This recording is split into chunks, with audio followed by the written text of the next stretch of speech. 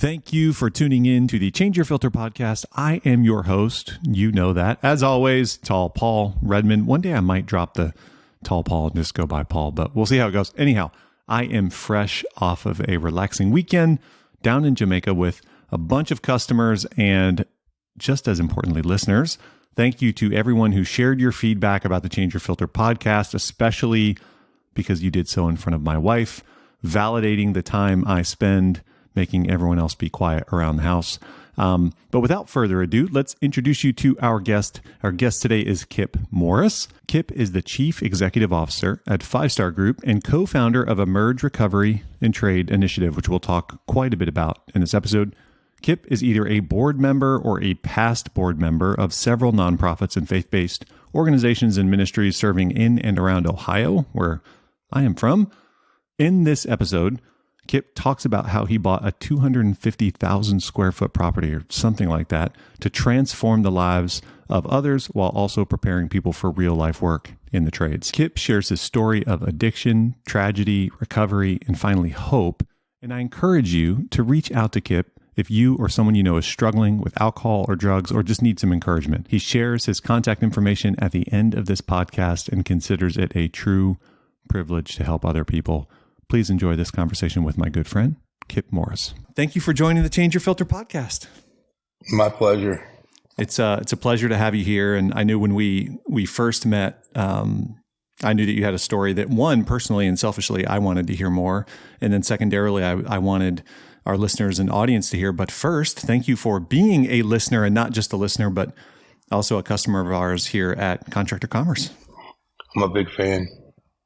Well, thank you. And we're a big fan of yours, and we're excited about working with you and excited to see where you continue to take the 5-Star Group. But before we get into that, it would seem to me that as it, at least from the outside, that you're relatively private, or, maybe don't spend a lot of time, bouncing all over the country telling people your story. It seems like you're a pretty hyper local guy, which we'll get into. But explain to me, who is Kip Morris for our audience who's tuning in today and maybe have not heard your name before? Okay, so I'm the CEO of a company called the 5-Star Group, and we do 5-star home services. We're in plumbing, electrical, heating, and cooling in the Columbus, Cincinnati, and Dayton market. If I had to describe myself, in a few amount of words, I would describe myself as a disciple of Christ who's in the home services business. So, and really utilizing and leveraging, everything with home services to really, walk out my faith.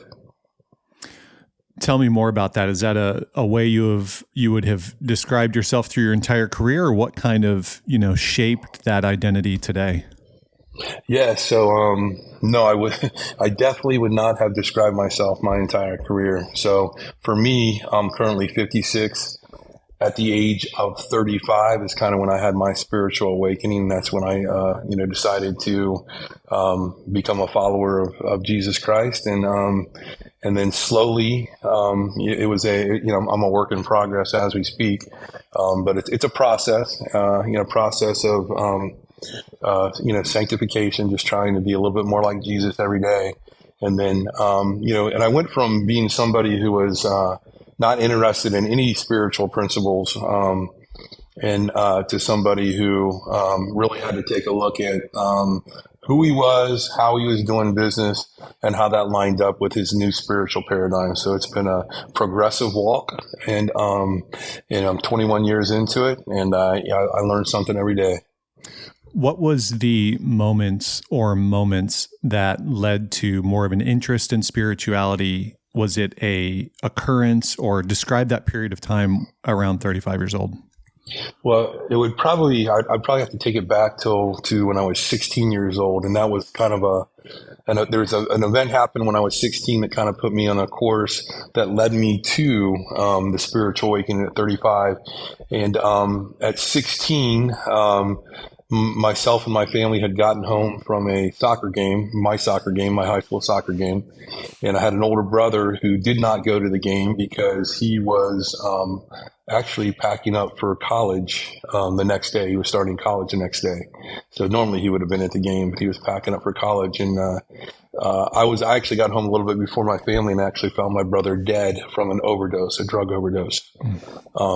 So that event, at the time that event occurred, we were Catholic, and I didn't find a lot of relief or answers through that faith. So I just kind of went on number one, adopted a live for today attitude. And then number two, really started studying the different spiritual philosophies of the world, just trying to figure out what had happened to my brother, which in turn led me to Christ at age 35. And at 35, I'd become a major player in the residential water treatment market in Florida. I'd gained a lot of success. And so I always made a lot of money. And I always, was really quick to please my flesh with the money that I made. So, I was in full blown addiction for 20 years, alcohol, drugs, you name it. So at 35, at the time, when I accepted Christ, I had to kind of take a look at all that. And then immediately upon, becoming a Christian, realized that my calling was to help other men who perhaps were struggling with addiction. Did you recognize it? And obviously 20 years, those are a very formative set of years, 16 to 35 from, young teen to adult. Did you recognize it as addiction at the time, or what did it look like when you were in it? Yeah, anytime the opportunity to use drugs or drink alcohol or whatever the addiction was at the time, there's many different types of addictions. Anytime the opportunity to do that presented itself, I always took advantage of it. I was kind of a slave to it, if that makes any sense. So I knew there was a problem, but I was also functional. So, I could live in it and still be successful. And basically what it boils down to is there was a hole in my heart that I was trying to fill through these different carnal experiences is what it boils down to. And I could never fill them. Talk to me about being high functional and in high performance. So you had some real success in the home service world. You were known as being a really good salesperson. Talk to me about just your work during that period of time, what was going on, what you were doing in the industry, and then what, if anything, changed at mid-30s. Yeah, so my career path up until age 45 was in home improvement and home improvement sales. I worked for other companies, and by the time I was 25, I was an in-home master closer. I closed at over 50% on whatever type of home improvement lead I was running.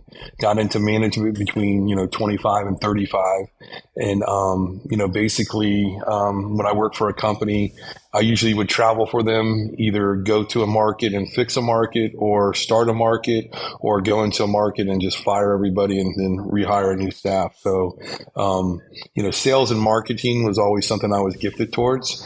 And, it was that experience that I had in the home improvement business that really has led to the way we do home services now, initially heating and cooling, but now home services, taking a lot of the outside the box thinking that you need to do in a really highly competitive industry of home improvement and applying those same principles to home services and heating and cooling. Got it. Now, describe to me, because I've read where you've talked about, people experiencing rock bottom. Did you have rock bottom moments in that period of time prior to you becoming a Christian and turning your life around? I would say that the rock bottom moment for me was just being at a point in life where I had everything that the world would have to offer in regards to money, cars, homes, women, and still just not feeling, not feeling fulfilled. Like there was a hole in my heart, and no matter what I did, I couldn't fill it. So for everybody who's for everybody who's struggled with addiction, their bottoming out moment is going to look different. It looks different, based on the individual and just the circumstances of their life. But for me, it was just not being able to fill that void in myself through physical pleasures. And the process of filling that void, did that come overnight? Did it come through an instance? Did it come through the abstinence of things? Like, what eventually filled that? And I know that opens up a whole nother category of conversation, but right. What was that experience like? So what it was, here's kind of I'll give you the nickel version. So there was a guy, I was kind of climbing the chain of in Orlando, Florida. I was continuing to be recruited by larger companies in residential water treatment industry. And when I would go to a new company, the first thing that I would do is interview the salespeople, because I had a staff that kind of followed me around. So I usually would fire most of the salespeople, but I would give them 15 minutes for them to convince me that they were worthy of working for such an incredible individual as myself. I'm not kidding you. I was a little self-focused. So it was in the course of going from one company to another that there were three guys waiting outside my new office to plead their case. And there was one guy who, the moment I saw him, I could tell he was a little bit different.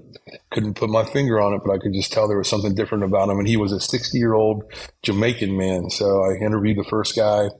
I don't remember what happened there, but when he came in, and keep in mind, like, I can control a conversation. I was a master closer. So as far as controlling conversations, I was pretty good at it, but it didn't take long for it to get to the point to where he was actually interviewing me. And it was kind of unsettling. It kind of shook me a little bit. And because that experience intrigued me, I decided to keep him. And he was eventually the one who kind of, led me to Christ. And just by asking me a lot of questions and answering some questions in a way that I could consider, following the Christian God. Got it. And from that point forward, what changed? Well, what it was, the experience happened. It was a supernatural experience that happened in a moment, and it was basically he had been, we had a lot of spiritual talks, and at that point I was very eclectic as far as my spiritual beliefs. I had a lot of Eastern philosophy, a lot of postmodernism. I was into actually a lot of witchcraft, shamanism, that type of thing. So we had a lot of conversations about that, and he had got me going. He had a little house church, and he got me going to that house church, and it was during kind of before the service when they do the praise and worship that God kind of touched my heart and let me experience him in a way that I'd never experienced his love, and actually kind of filled that hole that I never felt had ever been filled before. And, I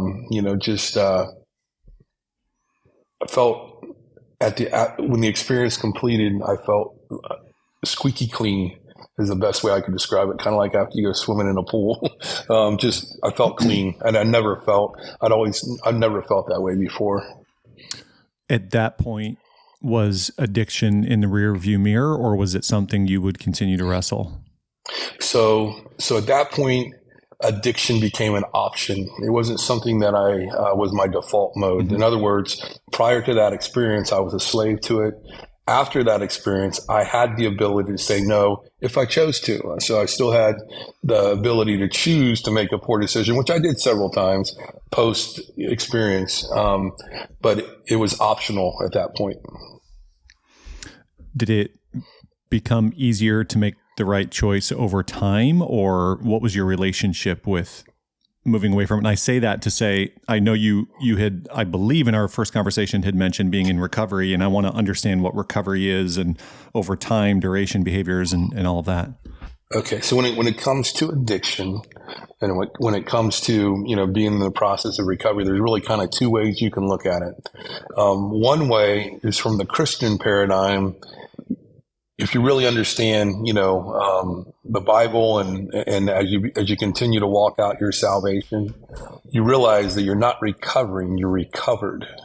And there's a difference. And I could go into some scriptures here that would kind of back that up. But, whereas with, so the Christian paradigm in recovery looks a little bit different than the 12-step paradigm in recovery, because the 12-stepper will tell you that he's always an alcoholic, whereas the Christian will tell you that's what he was. Both of these paradigms do keep people sober.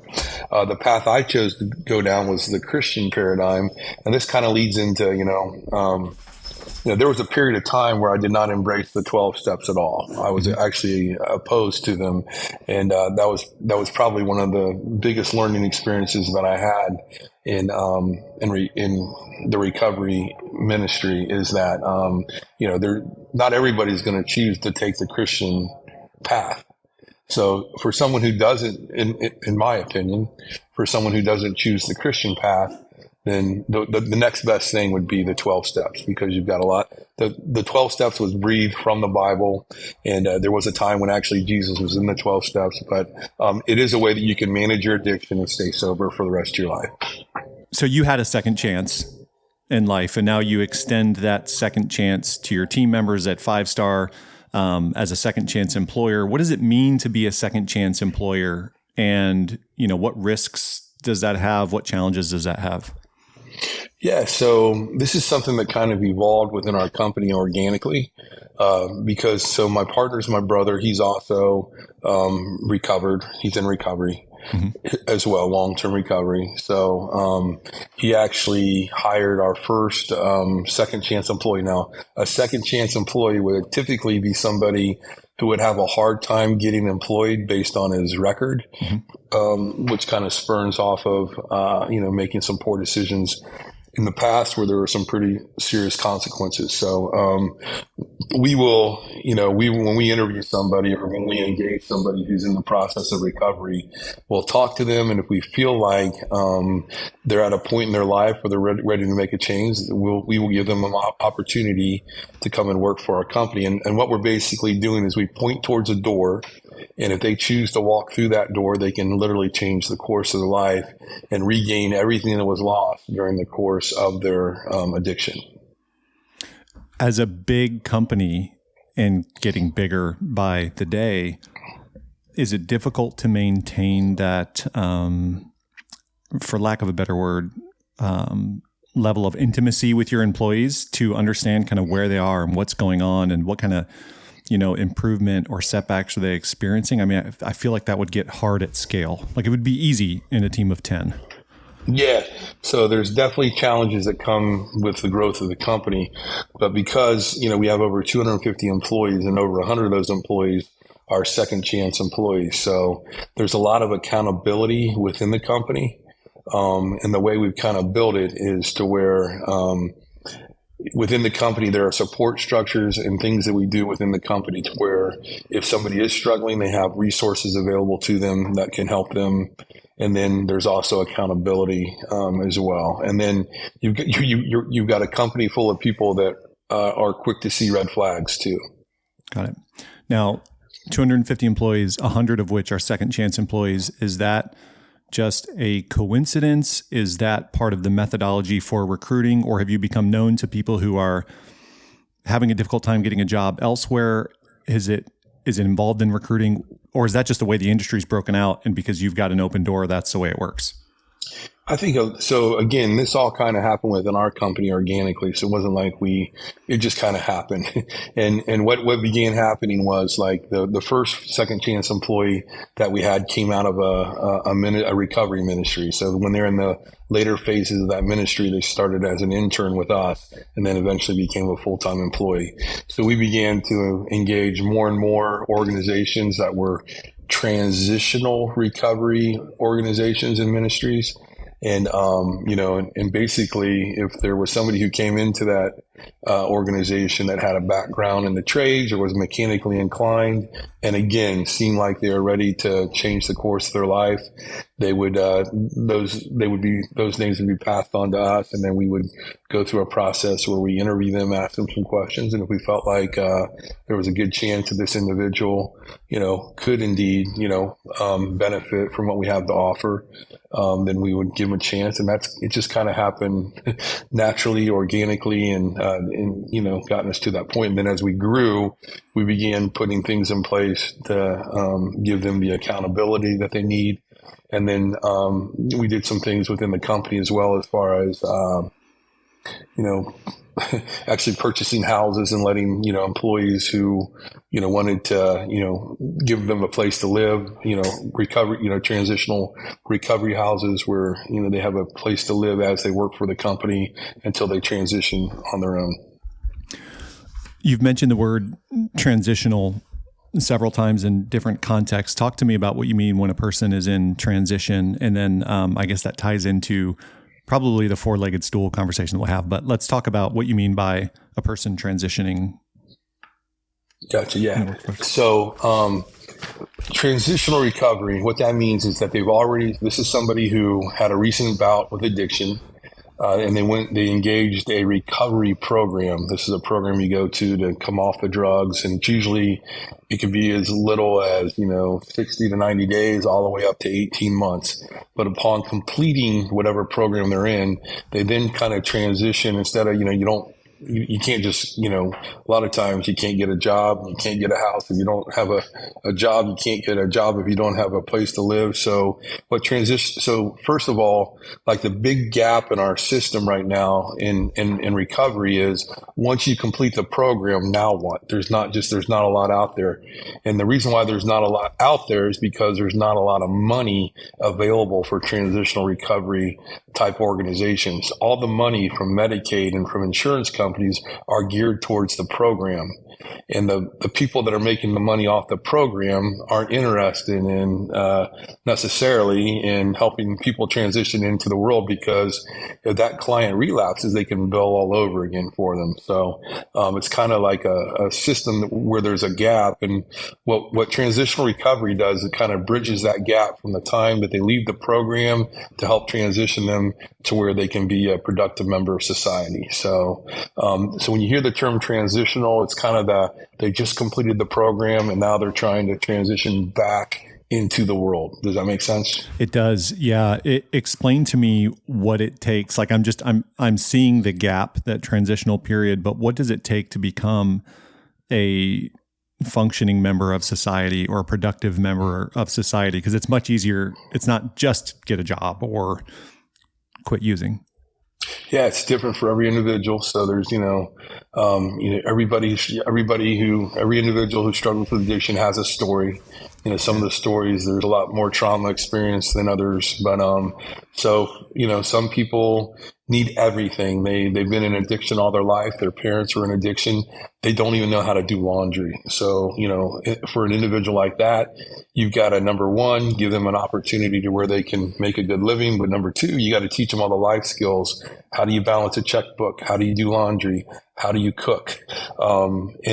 Typically when you're in addiction too, you don't mentally mature at all. So I know a lot of 30-year-olds that are, have a maturity level in a lot of ways of a 14, 15-year-old.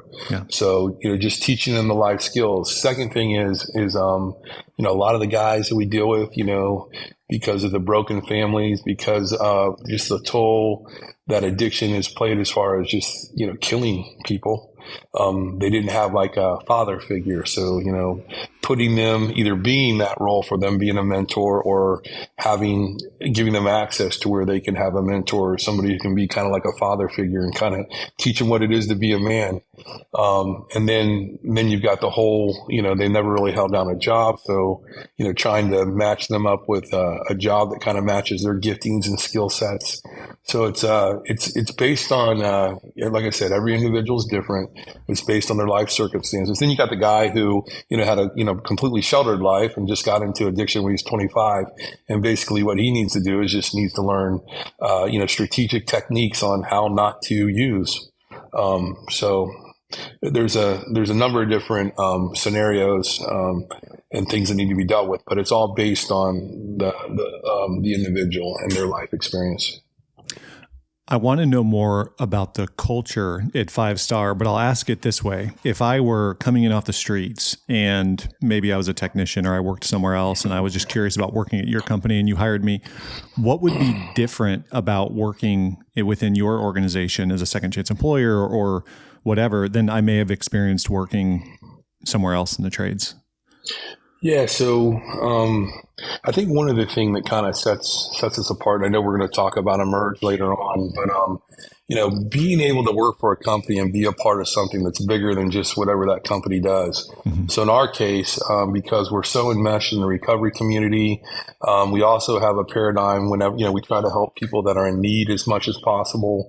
So you people buy into that, and when you do it at the level that we're going to be that we are currently are doing it and will do it in the future, it doesn't take long for you to work for the company to understand that we probably go above and beyond as far as how we care in regards to our employees, whether it be somebody who is in addiction. Another example would be like we had a guy who was our VP of operation. He had a son who had cancer, and so for half the year he had to help his son get through that. Our policy there was we're going to allow him to be with his son and take care of his family, and that's going to be paid time. So that's kind of the mindset that we have.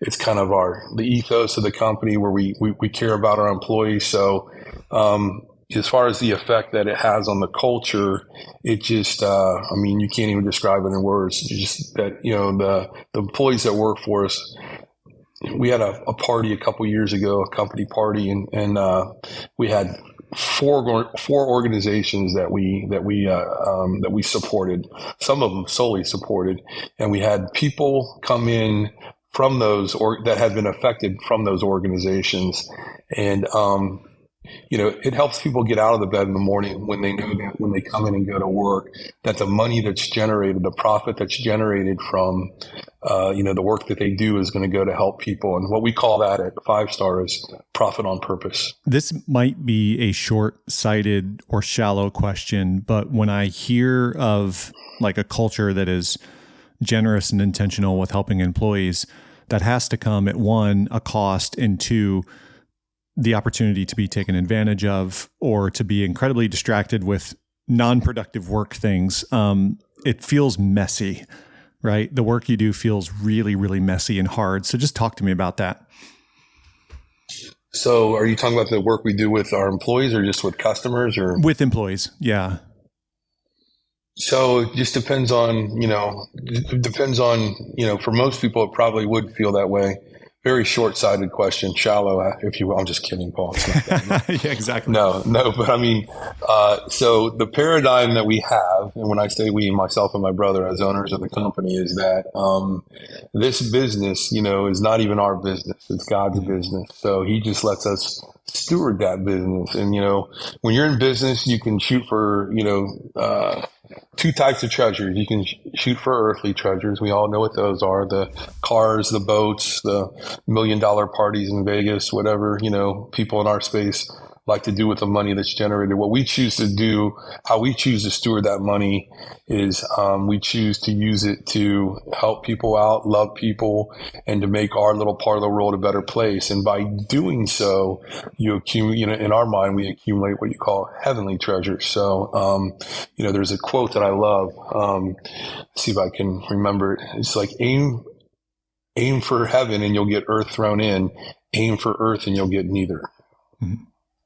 It was C.S. Lewis who said that, and that's kind of our mindset. So although there are times, we had a couple weeks ago, we had one of those weeks where it got a little bit messy and we had to deal with things that probably typically companies, wouldn't have to deal with. But, it's worth it. It's part of who we are.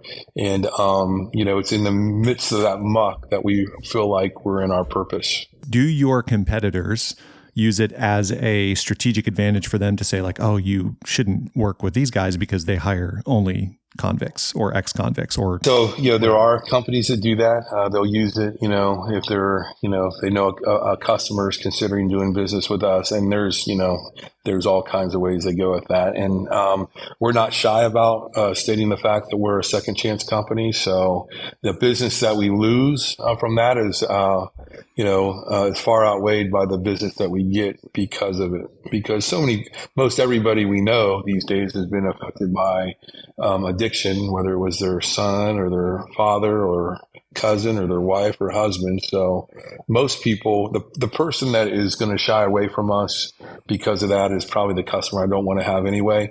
We're kind of a disruptor in the markets that we're in, and we are probably, I mean, had a meeting today, where, one of our distributors is just telling us how hated we are from our competitors because we are successful and we are, kind of a market disruptor. So it's kind of goes along with what we do, but like I said, I think that we probably are benefited more than we are hurt from it. We're going to come back to the market disruptor element. I mean, I want to go down that path now, but there's a few things I want to talk about.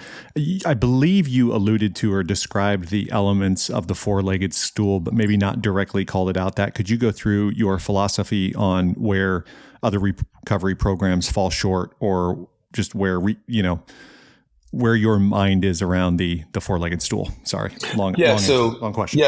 Recovery. We look at recovery as a four-legged stool.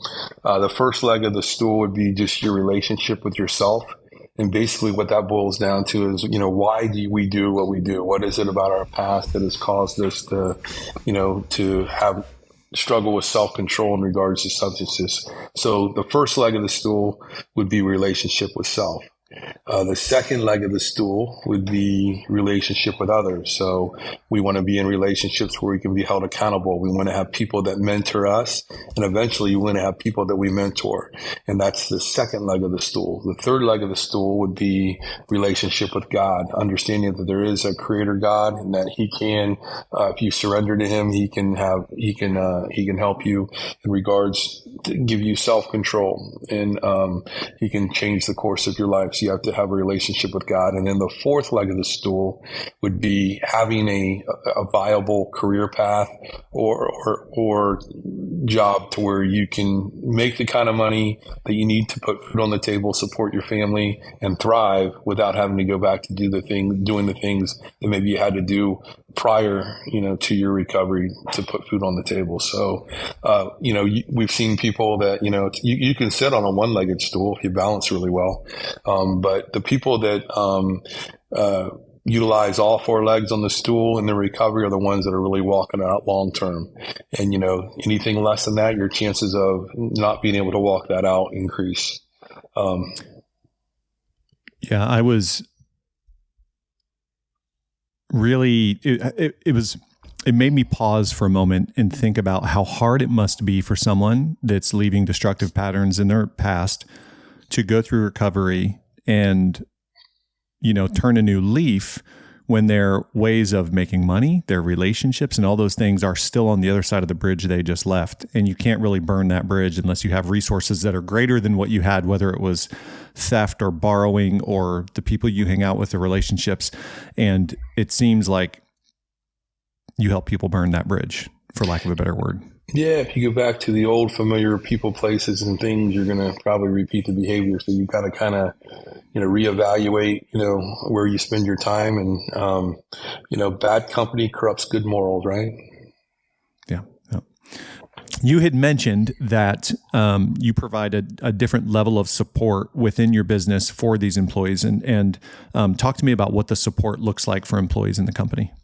So a lot of that's going to depend on where they're at in their recovery, in other words, how long they've been in recovery. So when somebody who just completed the program is in transitional housing, and maybe one of the houses that we provide, their accountability is going to look a little different than the guy who's been with us for 5 years and is sober and has, bought a house and has a kid. So, so essentially what you want to do, early on, you want to put them under a little bit stricter accountability. And then as they're able to walk it out, that lessens. So, so what it looks like for like a guy who just completed a recovery program, and let's say they moved into one of the houses that we have where they, transitional recovery houses, they have to do 3 things a week. that are geared towards the recovery. One of those things is a Bible study that I do on Saturday morning. So this gives me a chance to look in their eye and see where they're at, ask them some questions. And it's early on Saturday morning too, so it's hard to get up. If you're not making good choices, it's hard to get up on Saturday morning. So that's what it looks like for somebody who's kind of, early in the recovery. Later in the recovery, we have a once a month meeting in each of our markets where it's just kind of a recovery meeting. Sometimes we do it in the evening, sometimes we do it in the morning, but it's just anybody who was a second chance employee or who is in long-term recovery.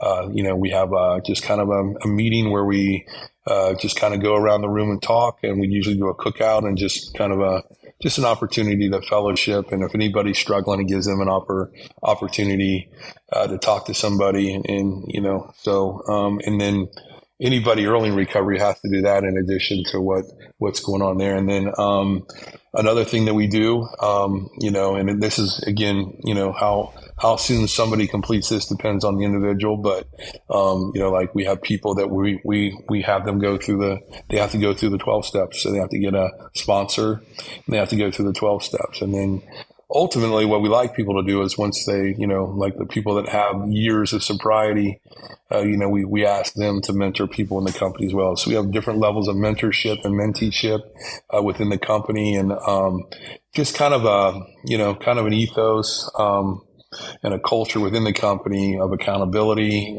There's if somebody has made a poor decision, it doesn't take long before somebody spots it.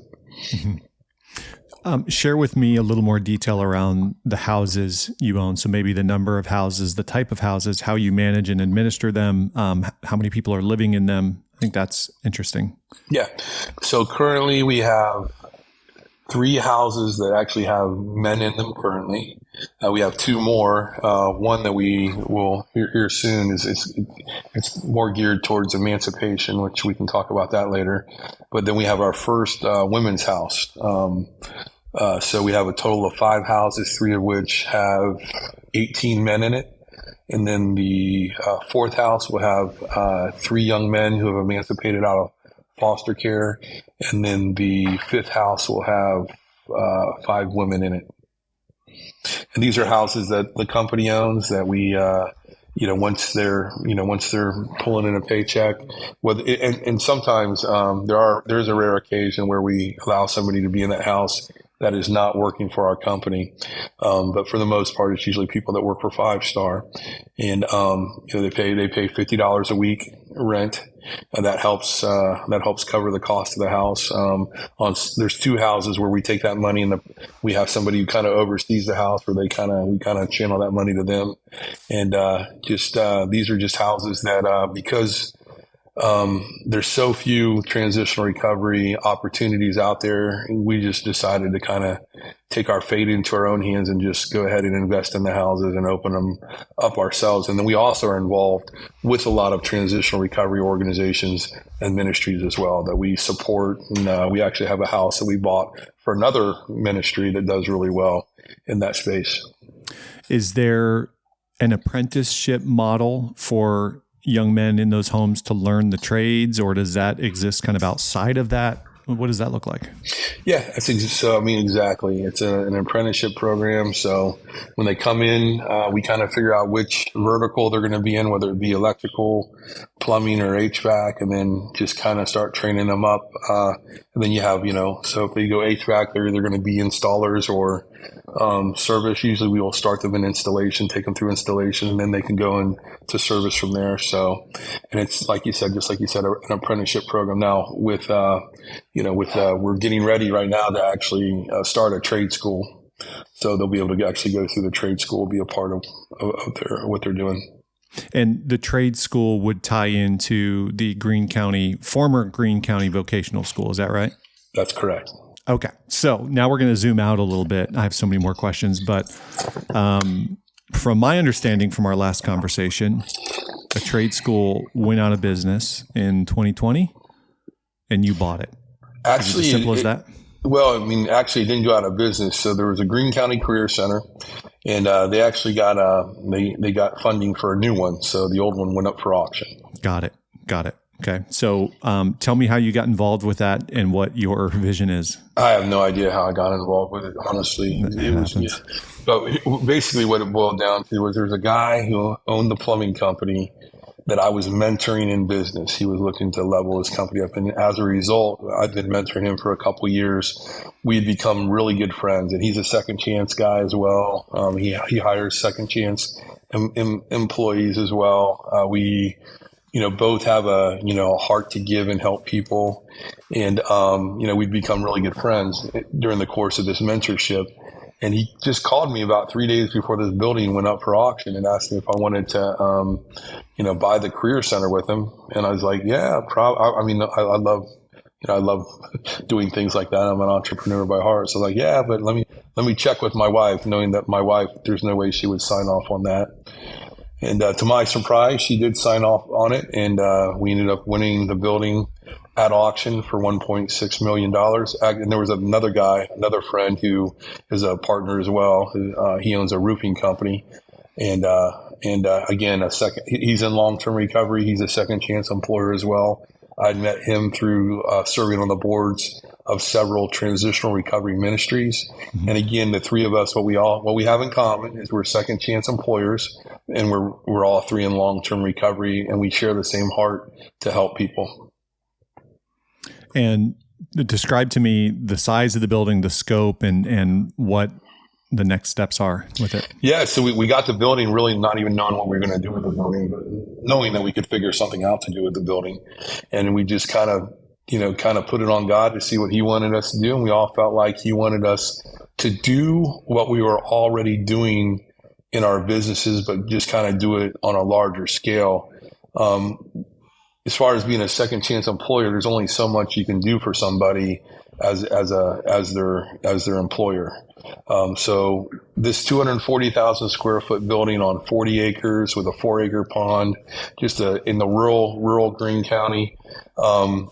We've identified really two segments of the population that we feel are underserved, that are men in recovery, women in recovery, and young men and women who are emancipating out of foster care. So what we're going to be able to do in this facility is 50 men will live there, 50 women will live there, 25 young men who are emancipating out of foster care will live there, and eventually 25 young women who are emancipating out of foster care. And what it'll essentially be is an ecosystem for recovery. So they'll get the counseling that they need. They'll get the therapy that they need. For those who need life skill classes, they'll get the life skill classes that they need. There'll be a culture of mentorship and discipleship. And there are going to be businesses within that building as well, because it's a huge building. So there will be businesses that actually operate out of the building. In order for a business to be able to exist there, they have to be willing to allow the segments of the population that we're serving there to do internships and apprenticeships. Currently, there's 5-star home services there. So there's a plumbing, electrical, and heating and cooling company operating out of the building. There's a fire suppression company operating out of the building. There's an alarm company operating out of the building. There's a call center in the building. There's a restaurant, a diner, a coffee shop in the building. And there'll also, be more businesses added eventually. Everybody wants to be a part of it. So we're really trying to be super selective on who we allow to come in and be a part of it.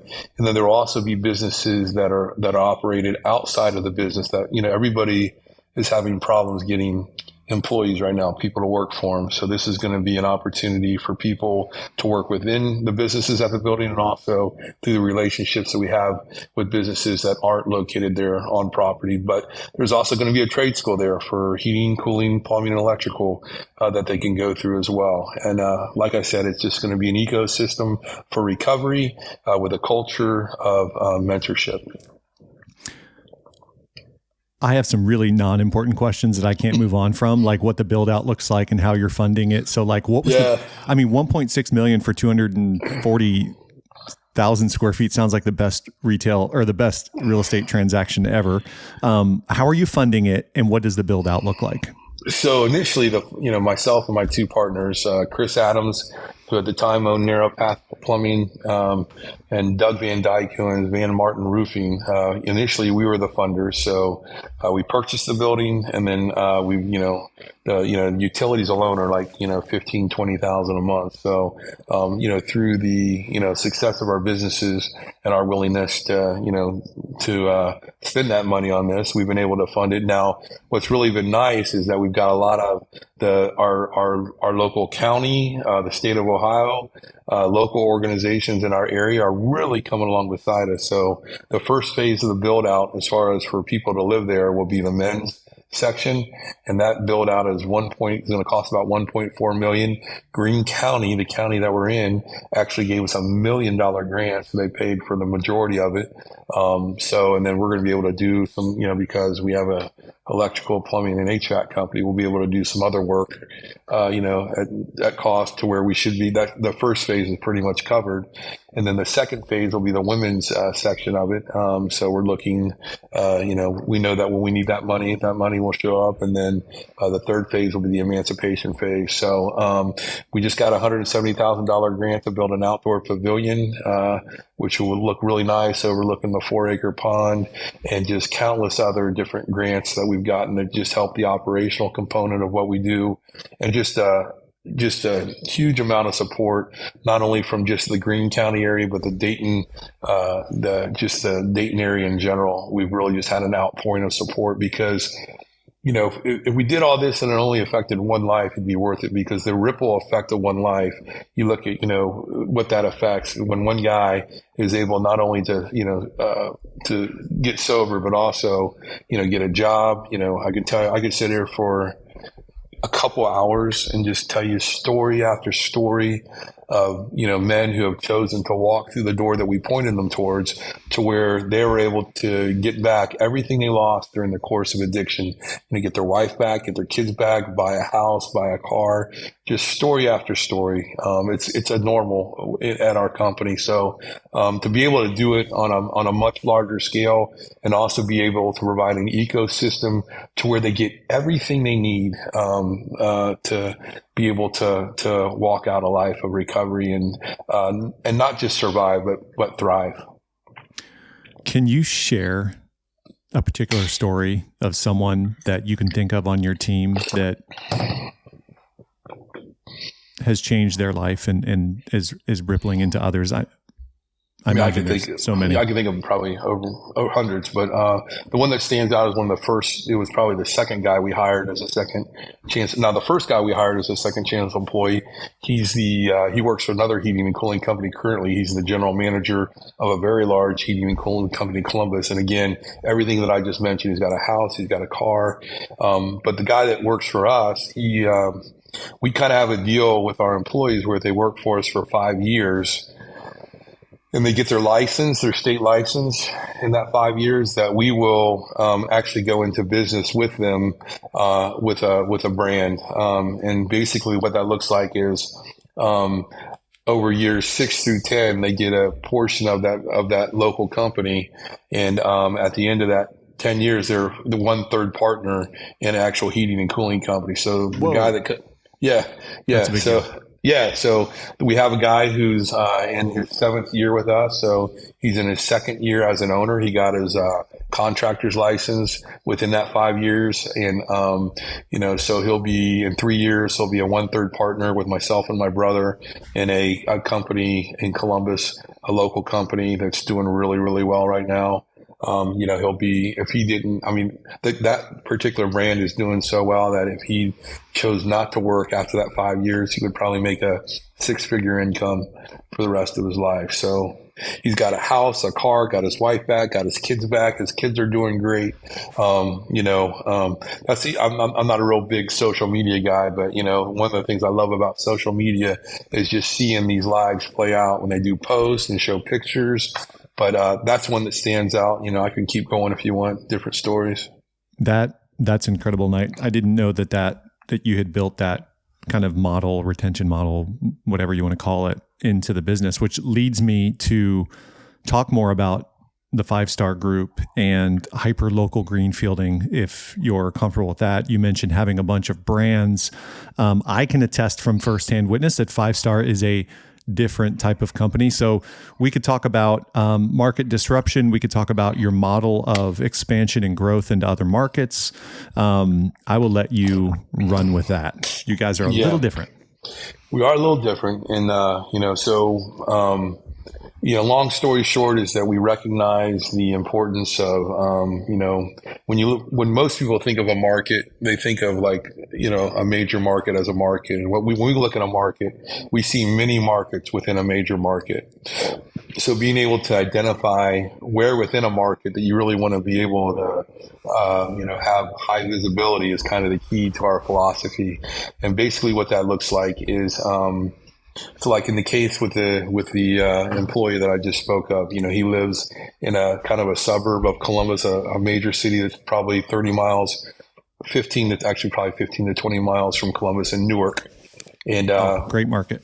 Yeah. So we opened up a company in Newark called Newark Heating and Cooling. Great name. Yeah. And, it's got and so typically, kind of our philosophy is just that's the Columbus market. So really identifying really every community in Columbus that you want to do business in. And a lot of times, so it's not always greenfielding. Matter of fact, our first option is always to try to find a brand that we could buy. And usually you want the guy who's been around forever, has got an old website, and, wants to get out for a song and a dance. So that's always our first look, is to be able to, find something that's already existing. And then we'll look at some different aspects of that company as far as if they have a Google My Business, if they have a website, how old that website is. It doesn't have to be an old website, but one of the things that really come into play in the Google algorithm is the length of time of the website. Mm-hmm. So if we can't find a brand that we can buy, then, if it's a good enough area, we will go ahead and actually start a brand in that community and just kind of devote certain people to work that particular area. It's the hyperlocal greenfielding is really, nothing more than, looking at a market, not just as one big market, but, 40 or 50 smaller markets within one market, choosing which one of those micro markets you want to do well in, and then really devoting a lot of time and energy towards the SEO component of what we do, just making sure that when somebody who is in that community is looking for a home services company, that that we pop up there as much as possible in the spots where you want to be. So starting in as small of an area as a zip code or a town or a neighborhood in some cases.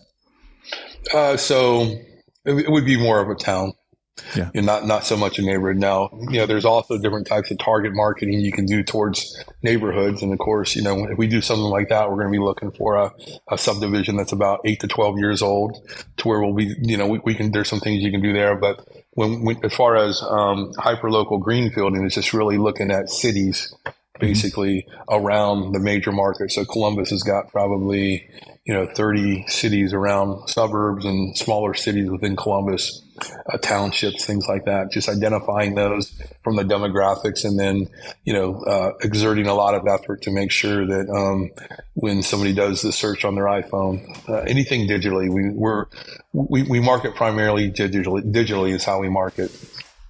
How is that different? I think you just answered it by saying you exert a lot of energy in that specific area, but how is that, if at all, different than, a Columbus-based company that's just doing a ton of SEO for New Albany or a ton of SEO for Upper Arlington? What are the operational components or the marketing components that make it different for you? And I say that because you guys are doing it really, really well and others aren't. Yeah. So give you one example. So we bought a company. We bought a company called Canal Winchester Heating and Cooling. Great company. It was, 4 guys, great. Every one of them were great. The installation crew and the owner and the service guy. But the best year they'd ever had as a company was, $320,000. So, what the advantage to him partnering with us and becoming a part of what we are is that, the reason he'd only been able to get to that level of $320,000 is because he could not staff up year round to take advantage of the 4 months of the year, the 1/3 of the year where we make 2/3 of the money, and that's May through August. So by partnering with us, he was able, when he normally would have been booked out, we actually have resources available to where we could run every call, if that makes sense. When you kind of envelop it into the 5-star heating and cooling group, so you have a lot more resources available as far as being able to run calls by joining. And so, although their best year ever was 300, actually it's like 318,000, I think. The first year after we acquired them, we did over $1 million with that brand by just being able to run every call during the peak time of the year. Does that make sense? It does. And looking just on your roster of companies, you have very, very strong domain presence across a ton of high value communities in your area. This is more of just a curious question. I don't know if it brings value to anybody, but I assume that's got to be pretty expensive to grab all those domains, or what's your process for that? Yeah, so I mean, we're committed. We're committed to making sure that we have the dominance in the areas areas of town that we want to be in. The way we do that is we actually have our own. We have our own marketing company, so we don't source that out. So we have in-house, yeah, and we have our own developers, our own content writers, our own analysts. We're constantly looking at just like you said, how are we ranking in comparison to the other players in our market, what we can do to have a leg up on them, and we always just try to stay ahead of the curve digitally with the Google algorithm. And it always changes. One thing you don't ever want to do with Google, you get a lot of people out there putting the fake reviews on their site. People don't realize that Google's not stupid. They know when it's a fake review. I mean, and they have ways that they can determine that, without even really having to put any manpower. AI can find those pretty quickly. So just the important thing is just playing by the rules, not trying to shortcut Google in any way, and then just really trying to stay in touch with as many groups that are talking about Google, what they're looking to do, and the trends, and what they're thinking about doing in the future, and just always staying ahead of the curve. So along the lines of staying ahead of the curve and innovation, I mean, that's how you and I were introduced to one another. And, yes. Will and the rest of the team here at Contractor Commerce. What is your view or vision of the industry as it relates to like e-commerce and online pricing and online quotes? Or what is your view for 5-star as it relates to that type of technology that no one's using? Yeah. So, we've been doing it for a while, to where, we'll actually, we'll quote out, from our website on replacement. And, the industry as a whole, I think, is really trying to resist that. But, if you look at one of the areas where we're really trying to stay ahead of the curve, it's in that area, because I think, whether you like it or not, you need to be able, people are going to be able to need to go to your website and be able to, I think someday here really soon, a majority of the transactions that transpire are going to be done through some type of e-commerce outlet. And if you're resisting that, you're going to get left behind. I can tell you this, there was a period of time around 2013, 2014, where people were actually buying units installed online quite a bit, and that was back. Angie's List had a way in which customers felt comfortable doing that, and it was through the reviews. So there was reviews that gave the company credibility, but Angie's List also backed it up that if there was a problem, that they guaranteed that the customer would be satisfied. And the way they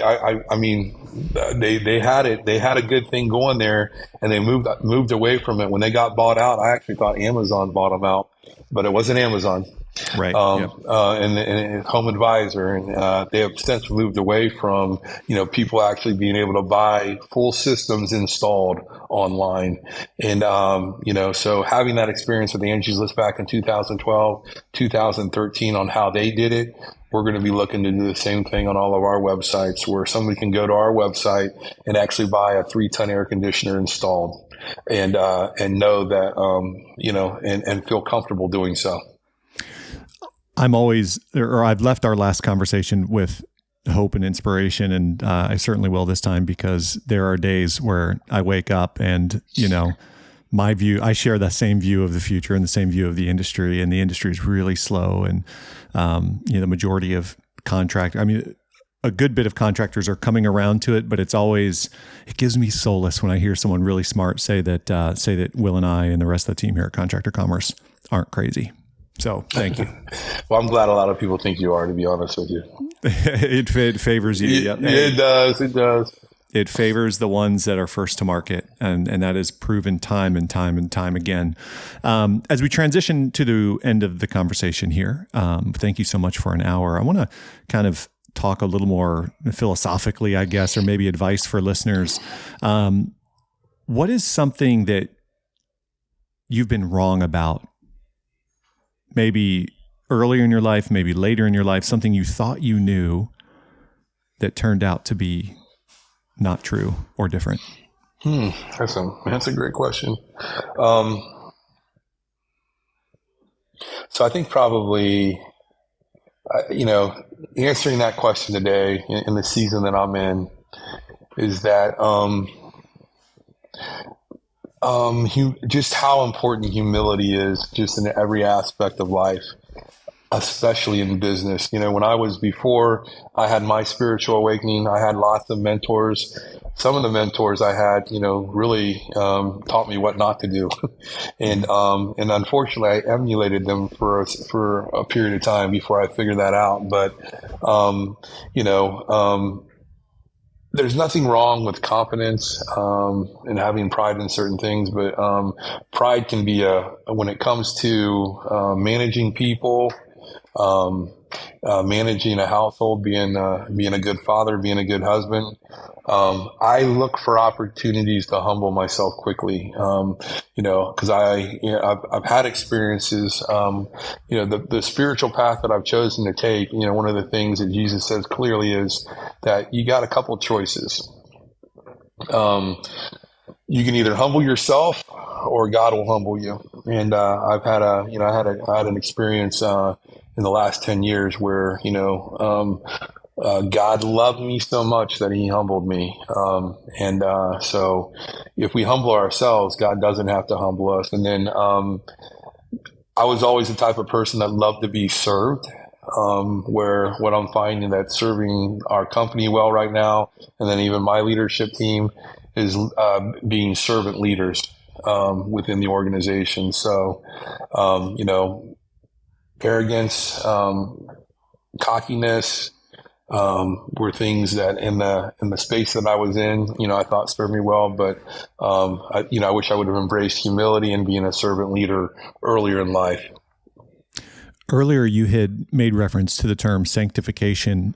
Could you describe your definition of sanctification and how it plays out and what it looks like in your daily life? Yeah. So for me, sanctification is basically being set apart. And so for me, what that means for me is that, every day, at the end of the day, as somebody who follows Christ, I try to be just a little bit more like Christ. So, and that's a process. You're not going to, let go of everything overnight, but each day you got to have a momentum to where you're moving towards that. So, so for me, sanctification is being set apart, and also just trying to walk out emulating, Christ. And, he's pretty specific on what it means to be a disciple, in the Bible. So just trying to walk that out the best I can, knowing that I'm going to fall short. I'm never going to be obtained perfect walking it out. But, I just, forget what lies behind and reach forward to what lies ahead. For those who are listening who are inspired by your story or have questions or want to learn either more about your business or more about what you're doing with Emerge, or just maybe connect with you personally, one, are you open to that? And two, how would people get a hold of you? What would be the best way in which they can? Yeah, absolutely. I'd be open to that. As a matter of fact, I consider it a privilege to be able to help people that'd be interested in, maybe trying to implement some of these things into their businesses. So the best way to get a hold of me would be kip.morris at 5stargroup.com. That's Kip spelled KIP .Morris, MORRIS at 5stargroup.com. Perfect. Kip, thank you so much for your time, and thank you for sharing your story with our listeners.